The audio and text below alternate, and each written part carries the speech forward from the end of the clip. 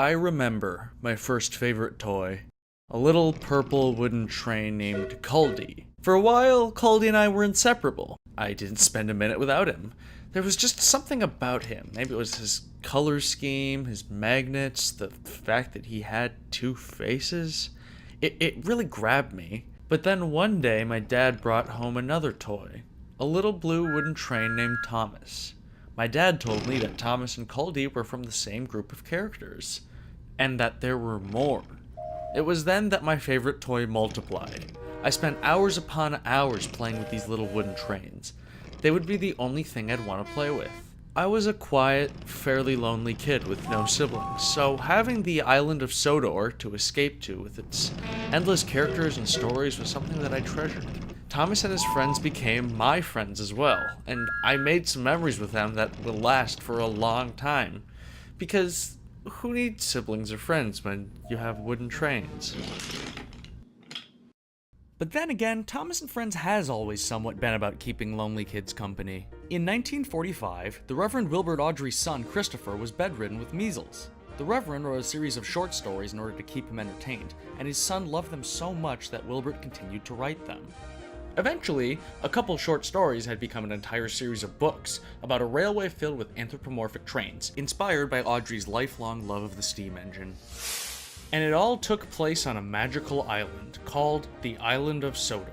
These books were eventually adapted for television and even a feature film starring Alec Baldwin and Peter Fonda. The sparkle has left the land. I've run out of gold dust, and because of that, I'm losing my energy as well. Anyways, the series continues on today, in perhaps a slightly different form than the Reverend intended. You're causing confusion and delay! To take advantage of the success of the TV series, toymaker Roy Wilson created the Thomas Wooden Railway line in 1992. I was fascinated with developing instincts in children. They could do a lot more in development if they had toys as tools. The Thomas Wooden Railway line is great. There's just something about it.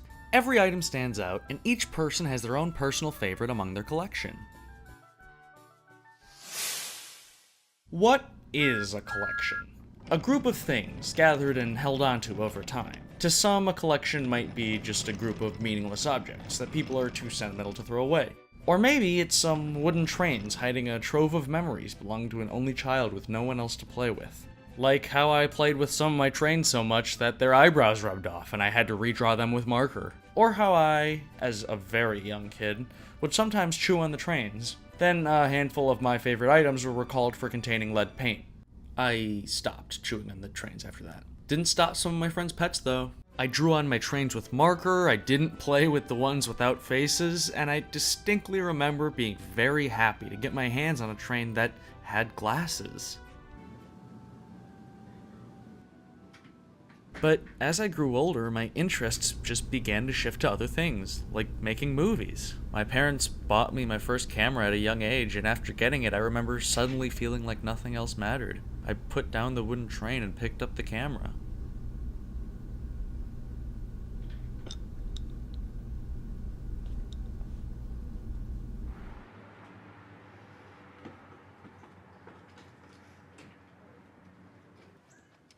I'll never forget Thomas and his friends. They were my childhood companions.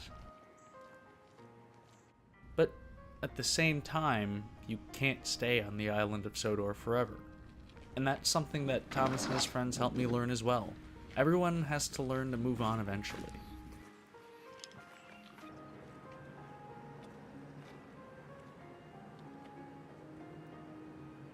Collections keep people tethered to their pasts. They allow them to remain in their dream worlds with their favorite objects. But these obsessions stagnate people's lives, and they need to progress forward from them. Keep in perspective what's behind them, but also look to the future. Just like Caldy.